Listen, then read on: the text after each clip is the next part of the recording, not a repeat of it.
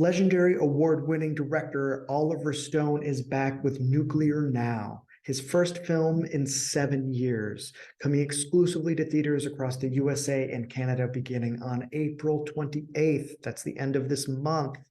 Based on the book A Bright Future, written by award-winning scholar of international relations, Professor Joshua S. Goldstein, who also co-wrote the film. Nuclear Now explores the possibility for the global community to overcome the challenges of climate change and energy poverty to reach a brighter future through the power of nuclear energy, an option that may become the only viable way to ensure our continued survival sooner than we think. With unprecedented access to the nuclear industry in France, Russia, and the United States, director Oliver Stone delivers a revolutionary documentary that Variety has called an intensely compelling must-see film. It opens in New York and Los Angeles on April 28th, with special one-day screening events across North America on Nuclear Now Day, May 1st, that you won't want to miss. I'm going to be seeing that in Chicago on that day, FYI. So if you want to know more, visit nuclearnowfilm.com. Check it out. And now, on with the show.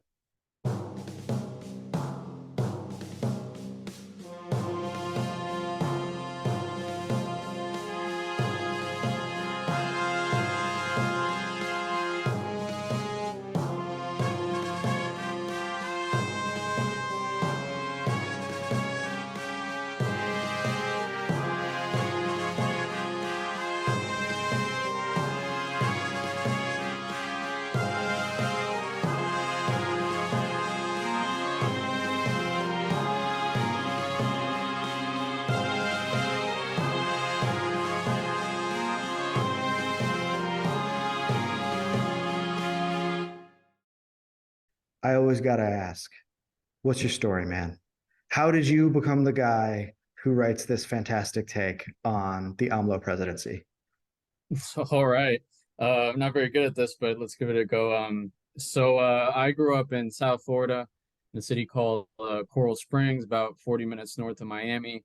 My Mm-hmm. parents moved to the US from Colombia when I was like 4 or 5 years old in the late 90s.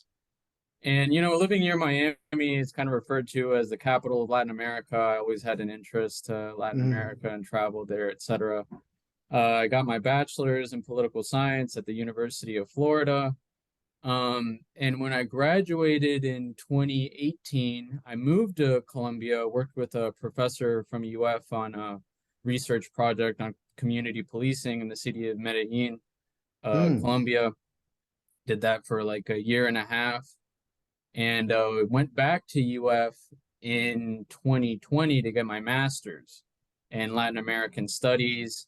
Did more research for my thesis in Colombia, and I graduated last year, May of last year, moved back to Miami, where I'm now currently an intelligence fellow for Florida International University's Gordon Institute for Public Policy. So we work on something different intelligence products, etc. And recently, during that time too, I took up freelance writing. Mm. I've written for a number of different outlets on the right and left, and including American Affairs. Shout out to Mm-hmm. Julius Krein, you had on. He put us in touch. Yep. And Thanks, Julius. and shout out to Helen Andrews of the American Conservative, who put me in touch with Julius. So it's the way these things Oh, go. Helen has edited me over there and is great to work with. So also thank you, Helen. Helen is very based. Yes, it is true. But yeah, in my writing, I like to think that I just kind of try to point out to both sides things that they might not necessarily know about Mm. Latin America and its politics. I mean, here in Miami, living here and growing up here on the right, you kind of get the vision from the kind of cringe Cuban anti-communists, see the world through exclusively through the lens of what's good and bad for the Cuban regime. The markets can do no wrong and whatever. Right, And right, right. then in academia, I was exposed to a lot of progressive thought that just kind of blamed everything bad in Latin America on the US imperialism and whatnot. Sure, sure. And I mean, people can't walk and chew gum at the same time. Both of these things are bad. Communism is bad, and US Hmm. imperialism in Latin America was really bad. So Yeah, yeah. Yeah, no, exactly. And I think I didn't know, well, I didn't know you were Colombian. One of my closest friends is from Oh, Bogota. same, man. Yeah, I So was born in Bogota. okay, yeah, great. And I think trying to point out sort of to each side its own blind spots is what this essay does really well. So, people, you can check it out down in the show notes. American Affairs will give you one free trial reading. Though, again, I do suggest you subscribe because it is sick and it is handsome to get those quarterly editions in your mailbox. Yeah, yeah, the papers But really are nice. I know they're really nice. It's like getting a book. But what I like about it is that you do a good job of showing how AMLO doesn't fit into the American context of left or right. So I think before we talk about like AMLO and But Pemex one and one like, thing on that yeah, concerning energy politics as concerns us, I mean, from a U.S. conservative perspective, AMLO really is more akin to the way like Republicans here view energy versus progressives. yes, So that's, you know, yeah, absolutely. And I really want to dig into that because I think a lot of listeners will find that very surprising. But before we do that, I sort of want to, can you put him in a little bit of context for me and the listeners, those of us who again, I'm a provincial American, as I said in our email correspondence. So could you help me understand who this guy is, what he means for Mexico, et cetera, et cetera? of course. So he's known as AMLO after his initials. Full name is Andrés Manuel López Obrador. You know, in Spanish, people tend to have four names, two first names, two last name. One is the fathers and the other the mothers, etc. He was elected in 2018 in a landslide, got like 55% of the vote. His nearest Mm, competitor got like 20 something. And he's one of the world's most popular leaders. I mean, he's had approval ratings upwards of 60% his entire presidency. I think a recent global poll had him second only to Modi as mm, one of the world's most popular wow. leaders. Yeah. He's left wing and he thinks of himself as like left wing, but as we were saying, left wing in Mexico is a little bit different, and AMLO Mhm. itself is very idiosyncratic and heterodox in a lot of ways. So he's very conservative on social issues, for example, anti-abortion, etc., pro-family and traditionalist. He's also a maniacal fiscal hawk. He's obsessed with budgets, balanced budgets, obsessed with cutting down on spending, and especially what he considers to be excessive, overly luxurious spending. Mm. Um, Yeah, you had it was something, a certain type of like it was like humble republicanism or something like that. What was that yeah, phrase yeah. you used? Yeah. He calls it Republican austerity. Yeah, that's Uh, what I like. To me, that was like I was like, there's something that feels very almost like classical about that ideal. It like struck me as like almost Roman and yeah, yeah, yeah. And he so lives it too. Yeah, he doesn't live in the yeah. presidential palace. He sold the presidential jet. He flies coach, and yeah, really just tries to be, you know, close to the people. And so part of that is that he's really big on labor, workers Mm, and workers' rights, social programs for the poor, etc. That's why he's very popular. And like I was saying earlier, most important to us, he's an ardent economic nationalist. mhm, His government, the core of his priorities are Mexico's national industry, specifically the oil, mining, and energy sector. And so, actually, just 2 weeks ago, March 18th, was the 85th anniversary of oil nationalization in Mexico in 1938. And that's a national holiday in mhm. Mexico. And I wrote this down. Just like imagine any Democrat saying this, for example. AMLO said this in front of the Mexico City's main plaza, the Zocalo, in front of hordes, thousands of supporters of full plaza. He said, "Long live oil exploration.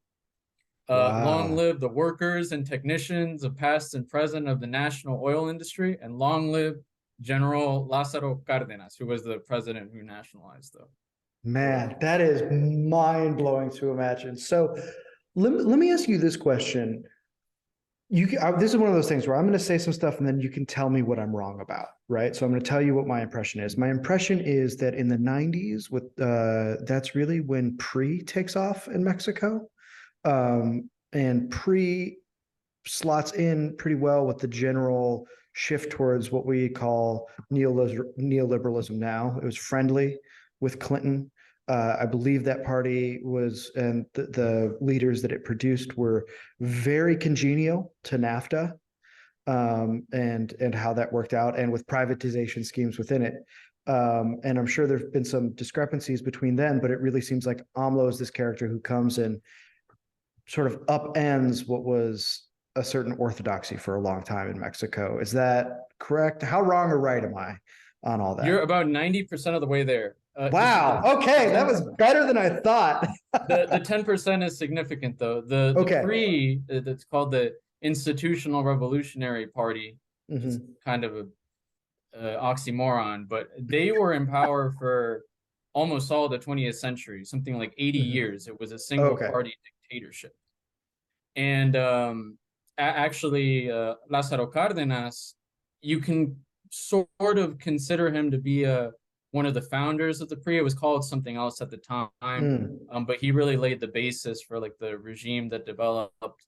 And actually, he kind of became disappointed into what the party ended up turning into.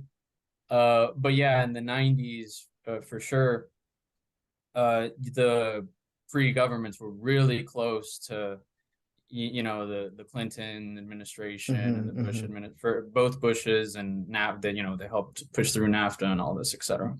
Okay, cool. So it was more like there was this internal shift within PRI in the 90s, right? So that it was sort of, okay, so it was an inner like revolution within PRI or whatever that kicks us off. Okay, that's really, really helpful. So let's talk about energy. Like I told you before we recorded, AMLO has said some things that I like. I like a lot. And his energy guy, whose name I can't remember, I also really like. They did like, I think, a joint press conference or something like that, where they were both like, all these international renewables developers who are trying to build stuff to compete in our electricity market are basically an extension of Western NGOs that are trying to fragilize Mexico. And most of that energy sucks and shouldn't be built anyway. And I was like, go off, Kings. Like, tell it how it is. I was like, it was a level of like technical sophistication and ideological clarity and like respect for the Mexican people's ability to understand the energy system that I feel like we rarely get in America. So tell me about what energy is for AMLO and what he's doing about it there. So I mean, really, what you just said there, it's great because if you were to read, the Financial Times, Bloomberg, America's Quarterly, they'll say that that's proof that that the Mexican government just doesn't understand the global economy or the energy sector. right, yeah. And we'll talk about this in a sec, but the thing is, all renewables in Mexico right now are basically run by foreign companies.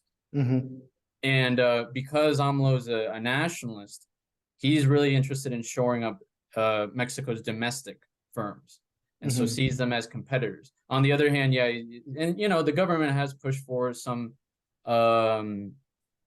solar power and wind power and other renewables, but sure, yeah. I mean, everybody's doing it these days. Yeah. There's definitely some animosity with the private sector, which really is like multinationals. But anyway, as far as energy concerns Mexicans, and going back to Lázaro Cárdenas, Cárdenas was seen at the time, he was a contemporary of Roosevelt. He governed at the same time as FDR.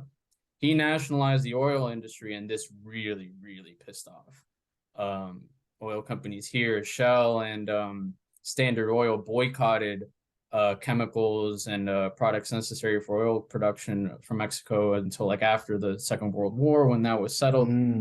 But like I said, the nationalization of oil, it's a national holiday. This is something key to the Mexican psyche. Something Pemex and CFE, the state electrical company, are seen as national assets and points of pride, even as they've decayed in Mi patria, like that's the that is the way to think about it. It is this is part of the Republican tradition we didn't inherit so much in America. Is that like that is an extension of like of the fatherland. It is your responsibility and the country and the citizens' property. Right? And for AMLO, this is really key because he grew up during the 1970s, during the oil boom for Mexico. Mexico Mhm. saw like 10% GDP growth as a result of oil Wow. in the 60s and 70s. AMLO's from the southern state of Tabasco, like the sauce. This is a coastal state in Mexico's south, where the oil industry is very heavy. Most of Mexico's reserves are located in the Gulf of Mexico. And AMLO's building this massive mega oil refinery, the Dos Bocas refinery in his home state. It's kind of a vanity project.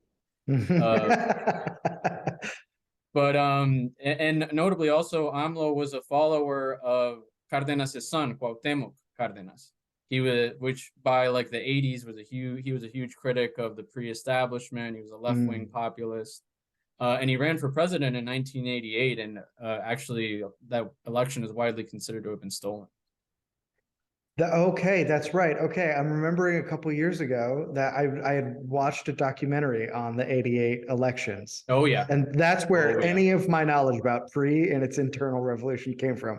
I was just like, why? Where did I get that stuff about PRI? And now I'm remembering, and that was largely many thought a stolen election. So he's bringing that with him after, as you detail in the piece, uh, Pemex and the electricity system have been privatized in particular ways. So tell me about that.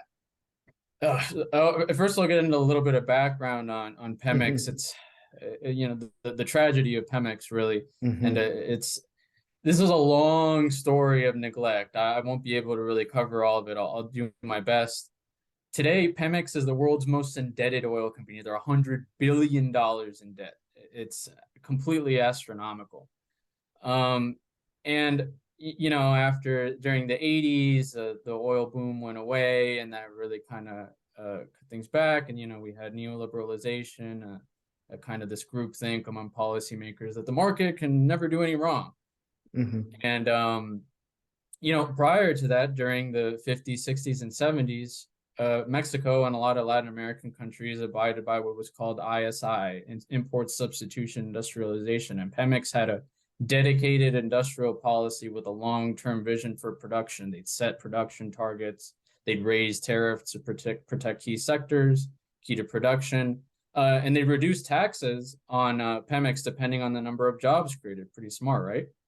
Yeah. Um, but then in the 90s, you know, you had all these market-centric reforms. They outsourced a lot of Pemex's subsidiaries, specifically that supplied the petrochemical sector. And this is around when NAFTA became enacted. There was this focus on manufacturing, was another topic for a whole other podcast. I have a Hmm. lot of opinions about. And the view specifically for industrial policy on Pemex changed that you know let the market do its work. If we just leave Hmm. Pemex alone, it'll just do great and fix itself. And that actually didn't help. Over time, the focus came more on less on it was more on exporting oil for the Mm. global market and less on refinery. And you can see this in that in 2019, for example, half of the installed capacity for petrochemical complex were not in use. So it makes sense how much it's Half? yeah. That is a crazy statistic. Yeah. So As a let me result, it hasn't been popular, hasn't been profitable for many years, and it kind of came to be seen as this cash cow that's just taxed for mm, government revenue. Um, the peak in oil production was in 2004, but by 2012, it went down a million barrels, around 2.5 million. duh. Man, so let me sort of get this straight. Like as these subsidiaries get sold off, as export to other countries will handle their own refining or stuff like that, sort of like the business template for Pemex shifts radically, and also means that I'm guessing. Uh, well, you tell me, what impact does it have on Pemex and Mexico to like not be using half their installed capacity of refining? Well, here I'll go on with this. The issue is that you know all of this happens, and by the early 2010s, the situation wasn't as bad as today, but you know the indicators weren't particularly good. And so, what policymakers thought was that, what? Problem was we didn't go far enough. We need to double down on Mm, on neoliberalization. So the government prior to AMLO, EPN, Enrique Peña Nieto, he mhm. passed an amendment that reformed the energy sector in 2013. And it had to be an amendment because it's written into the Constitution that natural resources, and specifically oil, are Mm. national assets of the state. So in this amendment, it's really funny. It stipulates now that, natural resources belong to Mexico so long as they're in the ground. Once they're Oh my. extracted, then you can do with them what you please. So Mhm. then finally, after 75 years, they privatized the energy sector. Multinationals could finally jump back in to Mexico's oil sector. And I mean, it's funny because like the Boston Consulting Group said that this would increase production by 75%. The opposite happened. It went down further by like another 40%. It was a complete disaster. The electricity sector for CFE, um, I mean, prices went up within just 3 years by 35%. You've written a lot on how this just doesn't make sense. Mhm. It's a natural monopoly. Why on earth would you try to arbitrarily put in competition that makes everything work at Mhm. cross purposes? It's, it really is tragic. Right. So they've run into a similar problem there, and I assume that they have some of our shared problems of it gets harder to make the case for big power plants and maintaining and building them, and then that creates problems for actually making money operating those things, et Yeah, cetera, et yeah, because cetera. then the Yeah, logic then is that, oh, this is a dying sector. We need to move into other things. Just let it further decay. And right. it's Despite the fact that it's terrible. necessary for industrial modernity, of Mhm. course. Right. So what steps is AMLO taking to take on these challenges? You sort of like go through a little bit in the article. So like, what's he been up to? I'll go through the more interesting part first because there's the aspect of exactly how he's like intervened in Pemex, and then like Hmm. the kind of national energy policy that a lot of people hate or the financial outlets despise. Hmm. But basically, what AMLO decided he would do when he came in was that he was gonna put his finger on the scale and have the state favor national firms over private ones, and really what that means is foreign ones. So the government started handing out contracts to Pemex and CFE at the expense of privates. They actually banned outsourcing. Previous governments had allowed private companies to outsource even core functions. And so a lot of these private companies were using this to avoid, for example, paying bonuses to workers. That was something really good that AMLO did.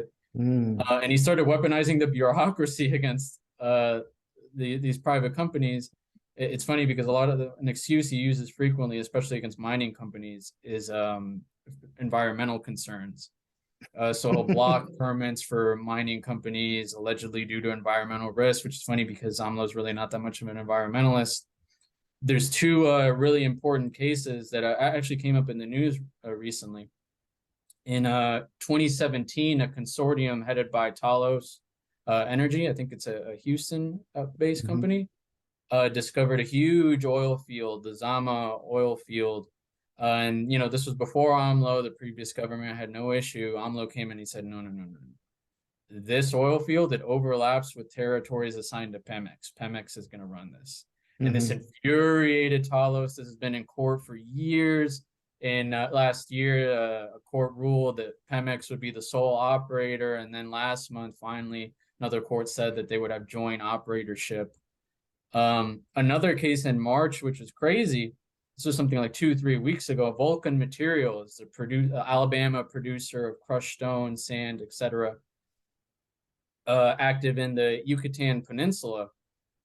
Uh, AMLO sent in soldiers to seize one of their ports in the Yucatan, and the AMLO has another vanity project. He's trying to build this Maya train, a tourism train in the Yucatan Mm. Peninsula to go to Gotcha. Cancun and a lot of archaeological sites. Um, and this is all jungle, and he needed to bring in concrete, and the Vulcan has the only port where they could then get concrete through to the construction site, and they didn't want to cooperate. So the AMLO seized it temporarily. They gave it back, but and he says that they had an agreement that they could use the port, but the company says no. And anyway, this caused I forget who was a representative from Alabama that came on I'm like sure they Fox. were pissed. Yeah, they were pissed, and it's amazing that this isn't more of a headline that comes out of national news. I don't know how AMLO gets away with some of these things. I feel like sort of there are two things going on. Like I think most Americans only think of Mexico as an immigration issue, Hmm. um, and no one in the press cares what happens to Alabama, right? So that's like another one, right? They're just not from places like that generally, so they don't cover issues that come up and stuff places like that. And then I would say the third one is that the Ukraine war is the international news that has captured everybody's attention. So For it sure. seems to be like the perfect time to get away with the perfect crime of stealing Vulcan's port to prove a point so that he can build his vanity project. Yeah, yeah. Yeah, so I mean, I'm very, very curious about how this is going for Pemex. Like Right. you cover it in the piece a little bit, and you say that he's done almost everything he can to sort of help them out. What does that look like, and what does he ultimately hope Pemex will do? So when he came in, yeah, the idea was to try to rescue Pemex, right the ship a bit. There was this huge crackdown on oil theft, on fuel theft, which is a big criminal economy in Mexico. It was largely successful. They cut down on it by something like 90%, although today there's a growing issue of LNG theft.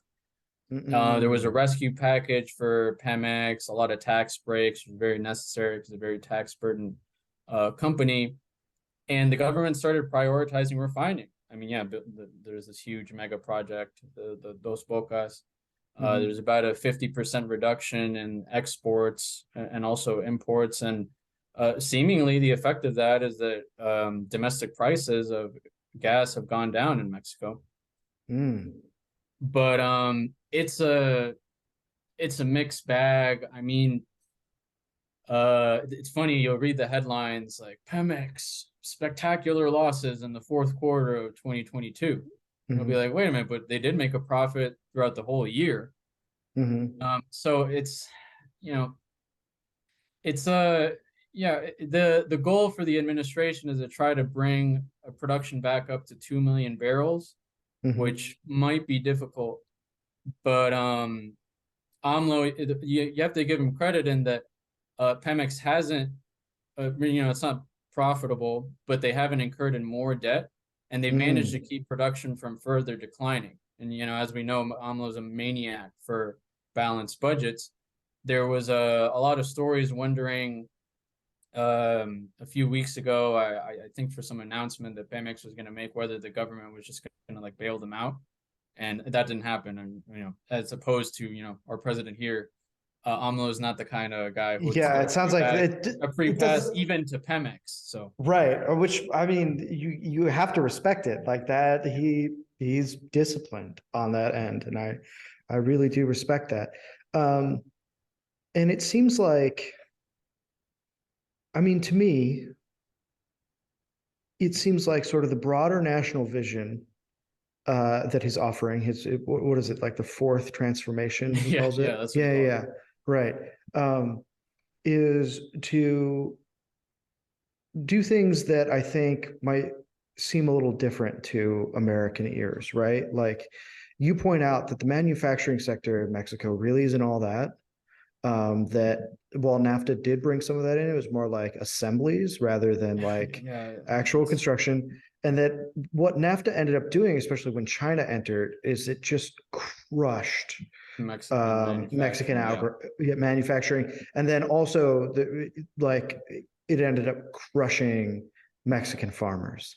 So I think when most people see somebody who's like, we want more oil, we want all of this, that they're gunning for big industrial, maybe even like metropolitan upscaling. But AMLO thinks that the key to Mexican prosperity, from your article, it seems to be that like really helping farmers is a big part of this too.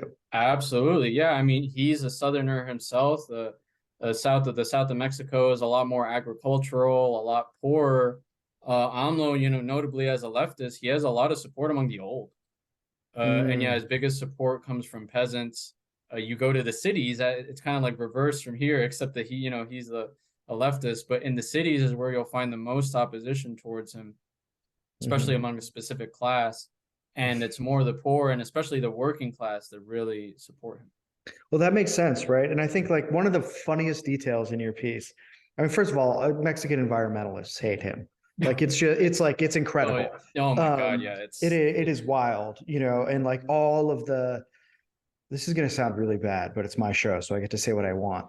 All of the upper class Mexican Americans who find their way to Yankee green NGOs have a lot to oh, say about AMLO and what he is oh or yeah. isn't doing for the environment, regardless of how it's benefiting the Mexican people. But the funniest detail in this was like, and I'm not endorsing anything he says. I want to bring this up to help people understand how left and right are different there.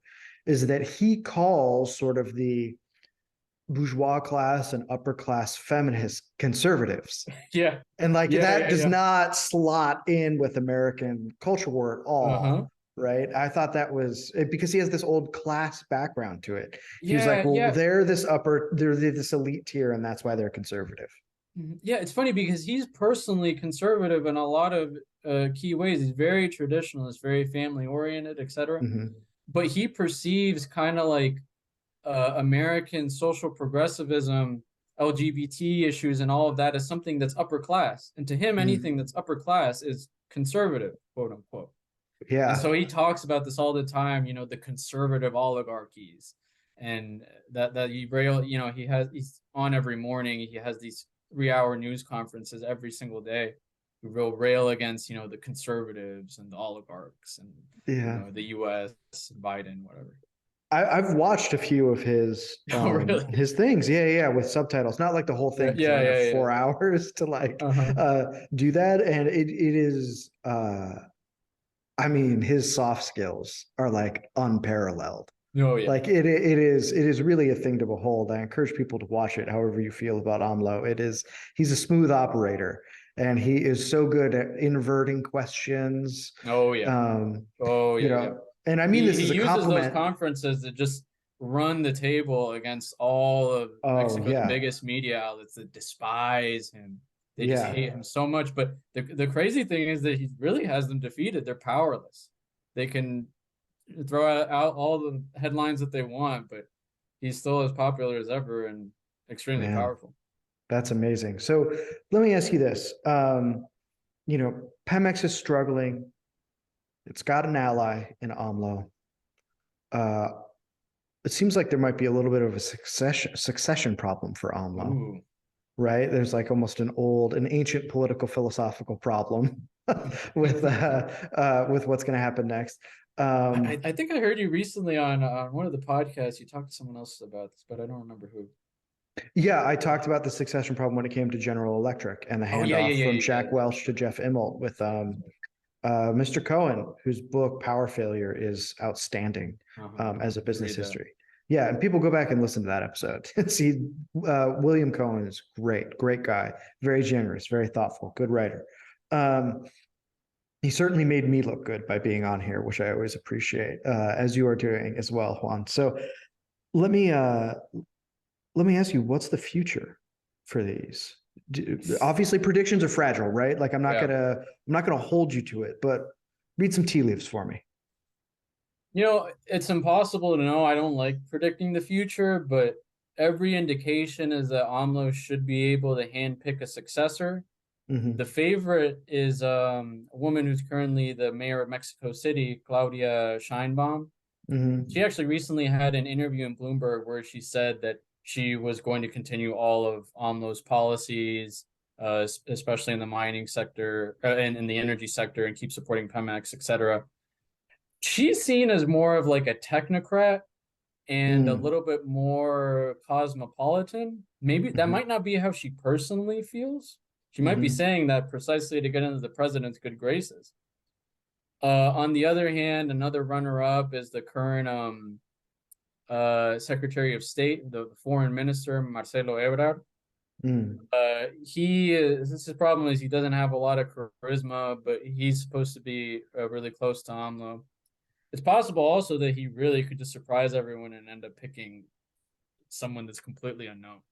right, But the right. polls do indicate that whoever is Morena, that's the political party of AMLO's candidate, whoever's the candidate for Morena, should be a shoo-in next year in Mm, 24. okay, okay. Yeah, I mean, there's just it's very, very, yeah, man. I'm gonna cut out me stuttering while I think of the thing that I wanted to say. But the next question I want to ask is uh what are the lessons that Americans can take from the Pemex situation or just politically around energy and even maybe even at a rhetorical level talking about it from AMLO? Like, what do you see there that, because I mean, obviously Pemex is very different from our highly privatized, Yeah. often very wildcatty oil sector. What, tell me about that.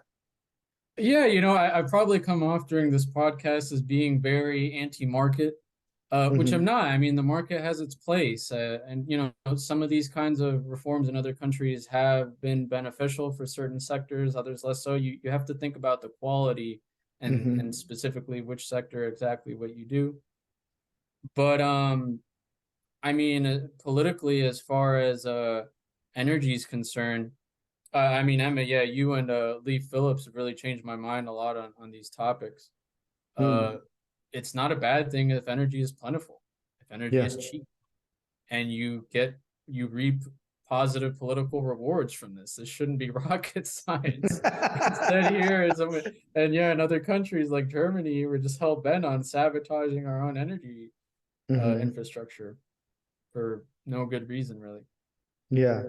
Yeah. So I guess the simplest point is the truest point, which is just don't screw it up.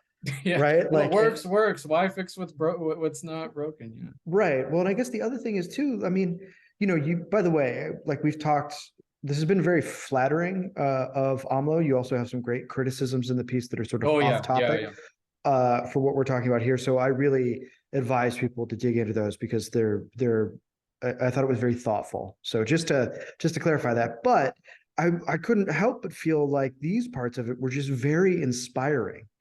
There was something that seemed very he seemed confident and free, and he seemed to exemplify a certain level of like straight talk and clear-headed thinking around energy that feels so absent here. Yeah, yeah, that's actually, and even more broadly, just as a vision for the future and the country, Mhm. that I hadn't even realized that. Yeah, he does espouse like a positive tone, a Yeah. positive vision for the country. We're doing right. We're helping the people. And that's something that here increasingly, and especially on the right, there's this doomerism that everything's terrible and Biden, blah, blah, blah, blah, blah. And I Yeah. mean, on the left too, it's climate change, everything's going to ruin us. It's like, well, Mhm. how about we actually do things productive about our problems? And, Yeah.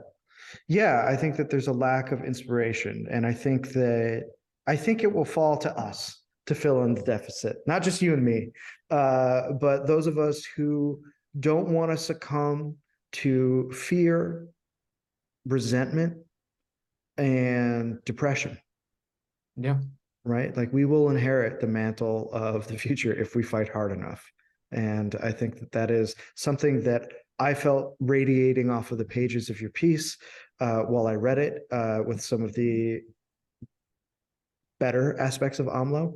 Um, that's and funny because my view of the whole piece is still kind of negative. Well, in terms of just kind of Mexico and Latin America are screwed, but in other ways. yeah, yeah. But Well, I'm sure, but I mean, I think it goes a long way to have that positive message. And it's something that, absolutely. I was talking to, so an episode came out today, a few hours ago with Paris Ortiz Wines, who's a great nuclear advocate. And then I interviewed Grant Deaver, and that episode will come out before yours. And we have extensive conversations about hope and how to change people's minds and what that's going to mean. And I think, to me, despite the difficulty of the Latin American context, which mostly through friends I've become more familiar with, and so there it always comes very bitterly from them, from those who know and whose families know. I still think that to give up on the hope is to give up the fight. It's to cede the field in total. Yeah. Yeah, I couldn't agree more. And we can't afford to do that. So I really want to thank you, man, for coming on and talking about this. Again, the article's in the show notes. But before I let you go, do you have anything else you want to hype? Do you have a place where people can reach you or find your work? Yeah, I'm on Twitter, not very active, but I do a lot of writing. I just had a piece come out in America's Quarterly. Okay. I've written others for the American Conservative, and might have another one coming out for American Affairs. We'll see. Yeah, look me Okay. up. Yeah, look them up. Everybody, that'll be in the show notes. You can check that out. Again, thank you, Juan. And everybody, remember to stay sharp, stay strong, and stay radiant. We will see you next time.